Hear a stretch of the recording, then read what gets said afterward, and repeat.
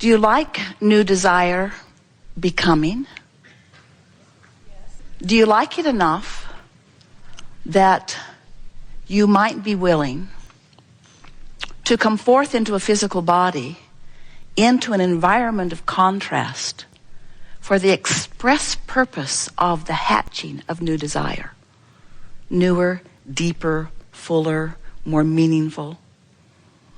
Well, now you put it that way, Abraham. Not so much. And yet here you are in these physical bodies, the larger part of you remaining non-physical. Do you know that?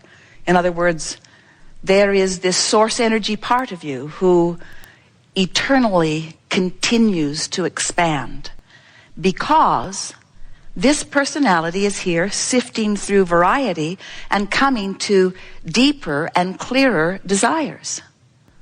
Because you knew when you made the decision to participate here in this physical format that life would focus you into greater desire.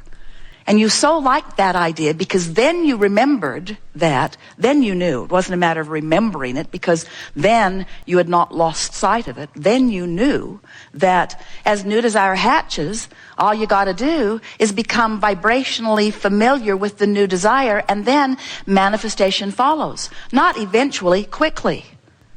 Sometimes as we visit with our physical friends, and we know we love you very much, that you are really, we love you very much, deep into the details, we love you very much, of manifestation.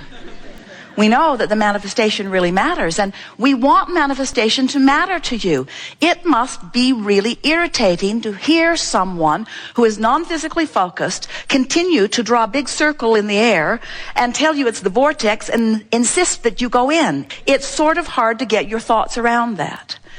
But the reason that we talk about this vibrational version of you that is expanding constantly because of what you're living is because the vibrational version of you is the larger, forever, eternal version of you to whom you must constantly seek alignment.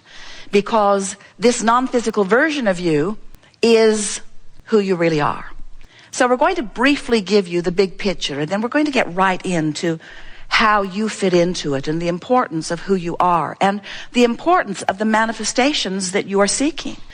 In other words, we never want to give you the impression that you are source energy in a physical body just wanting to learn how to be source energy. Because if all you wanted to do was to remember how to be source energy, you would have just stayed source energy with us. You wouldn't have taken all the time and trouble of being born. It's really a pain, you know. And not just to your mother. In other words, coming forth into a physical body is a big deal. There's a lot of adjustment because you're born into a vibrational environment that is not pure positive energy like you remembered. That's why you cried a lot, especially at first, and slept a lot, and ignored everyone a lot. They kept saying, come on, give me your attention. And you said, I'd rather not. You're not up to speed with me. And they said, come and play with us. Come on, come and play with us. Come into our denser, darker world. And you said, I'm coming, but don't make me come too soon. Let me remain in this pure positive energy. And we want you to realize that there's no danger, there's no risk in getting out there on the bleeding edge. There's no risk in that. It's just that you are supposed to feel good. You are meant to feel good. Feeling good is who you are, and feeling good is possible under any and all conditions. And when you get that you have the ability to hold your thoughts in a position that allows you full alignment with who you really are, then what you will have is the knowledge to control the manifestations of your life. Until then, not so much.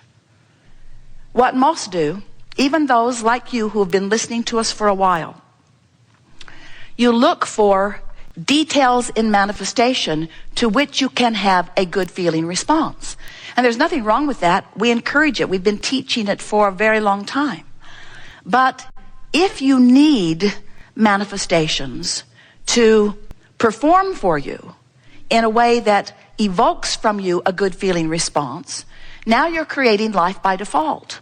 Now you're letting the circumstances, you're letting others, you're letting manifestation dictate your alignment, and you want to do it the other way around. You want your alignment to create manifestations, and it's different than you have, for the most part, been playing it. Esther is astonished at how much manifestation has been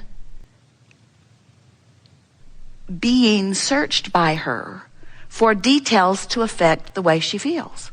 In other words, I'll just scrutinize what is for things that feel good, and then I'll feel good. And we say, good idea, good idea, good idea. However, don't depend on what is for your good feeling, because you can never go beyond what is if that's the case. You're not a regurgitator of what isness. You are a creator of new what isness. So, as you stand in your physical body and you're aware of the buffet that's before you, some things you can look right at and know you prefer them, and some things you can look at and know that you would like it to be better. And have you noticed that if you let yourself believe in your own or global or mass consciousness, personal or bigger expansion, that you cannot stop for a moment thinking of what would be better? Esther's been in the new kitchen in Texas, and most things that are in most cupboards have not been there very long, because she keeps finding a better place for everything. Anyone who's trying to find something that was there yesterday is in trouble, because today it's in a new and improved place for a while. In other words, she'll find the place that works perfectly in time, but it's very funny to her that there are so many places for improvement no matter how good something is. You never run out of the desire to expand, because you are eternal beings. So this expansion is contained, and that's not an accurate word because it's fluid and flowing, but it is held. That's not really the right word either, because it's fluid and flowing, but it's gathered is a better word. It's amassed is a better word in what we're depicting as a vibrational vortex. And the reason we call it a vortex is because in this attraction power, there's this constant gathering of things that match this desire. We call those the cooperative components. The cooperative components to what you are asking for. Well, vibrationally speaking, that's sort of boring, Abraham, because I can't see that stuff amassing. I trust you sort of, but I can't see it, so it's conceptual. It's a theory. Feels a little like fairy dust all over it. I get the idea of it. I believe that vibration precedes everything. But to ask me to believe in a vortex that I can't see, when there's all this manifestation that I can see, oh, Abraham, manifestation is more compelling. Because we could gather together in groups. We can agree on what we see. We can take tests about it. We can accurately acknowledge what it is. Manifestation is meaty. It's seeable, hearable, smellable, tasteable, touchable. It's reality. Abraham, manifestation is reality. We hear you. You talk to us all the time, and quite often you're annoyed. And we say, it is reality, but it's reality that has spawned and accrued and accumulated and come into your visual, sensual senses because it is a vibrational match to something that you've got chronically going on. And you have to know that, because as you move around the planet and you interact with people, you see people living in similar circumstances that are manifesting entirely differently. You see people who everything seems to always go wrong for them, and you see people who everything seems to always go right for them.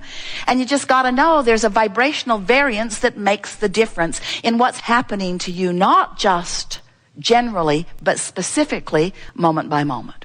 So what we're getting at is you could be observing something that isn't something that you want. And as you're observing it, you're taking it in, you're having conversations about it. And in doing so, you're holding your vibration in an even more specific place. Because the more attention you give to anything, the more specifically focused you are, and the more specifically focused you are, the faster the energy moves and the faster the manifestation becomes. So you could be looking at this thing, and let's call it, for sake of this analogy, something unwanted, and this is the point we want to make with you. Without even realizing it, your observation of your current financial condition or your physical condition or your relationship condition or whatever it is that you're focusing upon, your attention to it is causing a vibrational response in you which equals your point of attraction. Now, your point of attraction isn't something that's going to happen tomorrow or the next day or the next day. Your point of attraction is something that's manifesting now. So much so that this thought and this conversation that you've got going on is going to cause the next people who walk into your experience to reflect back to you precisely what it is you've got going on. Pay attention to that. Pay attention to how close on the heels of what you're feeling, especially if you're feeling it strongly, the manifestation follows. And then the real fun is to recognize, either because the feeling didn't feel good or because the manifestation doesn't feel good. Maybe somebody says something to you that you didn't like, that you didn't think they should have said, that you didn't really believe you had coming, and that most of all you don't ever want to hear it again, but you're hearing it, it's happening. And why is it happening? Is it happening because reality has descended on you? Or is it happening in response to a vibrational stance that you've been practicing that you maybe didn't even know you were practicing until it manifested? But here it is. Reality happens. We've seen the bumper stickers. We like this one better. Reality happens. So then you say, we want you to say, oh, but I get this stuff. I know that I'm the creator of my own experience. I'm not a regurgitator. I observed that, and I had a regurgitating knee-jerk response to it, which I kept practicing because it was really absurd and obscene what happened. And so I told everybody that I saw for a while, do you know what that guy said? Do you know what he said? Do you know what he said? Do you know what he did? Do you know how he made me feel? So you keep it going for a little while, but in all of that, launching, clarifying, vortexing, creating, doing the vibrational precursoring, it's not a word, but write it down anyway, to what future manifestations can be depending upon what you do vibrationally. In other words, you've launched the rockets, the potential is there for the new and improved experience. The question is, are you going to keep regurgitating what is, because after all, that guy was really out of line? Or are you going to take the bounce and practice, and here are the operative words, practice the less easy vibration, because that's the easy vibration. You just observed it. All of your physical senses told you it was reality, and if you gathered together with others and went on some of those talk shows, most of the people would agree with you that that person was a misbehaving person and that you are right. But we are wanting to say to you, it doesn't matter how right you are in your negative emotion or in your pushing against, you are depriving yourself of the creation that has been born out of it, and you can't feel good until you come along with the new creation, because you got to keep up with you. You got to keep up with you. We have adored this interaction. It is delicious to interact with you. We can feel that you are in an entirely different place of understanding. You can feel the power of the vortex, and your relationship with it has shifted dramatically. We are eager to observe the manifestational evidence of the vibrational shift that has taken place within you. You now know deliberate creation in a whole new way. And everyone with whom you interact is just going to be this godsend of a reflection of how you're doing vibrationally. It's so nice. Manifestation fast on the heels to let you know where you are. And why would there be such a loving universe that would give you constant feedback about where you are? Because you're supposed to feel good. Because it's right that you feel good, that it's natural that you feel good. There is great love here for you. And as always, we remain consistently and insistently with practice beyond verbal description in the vortex.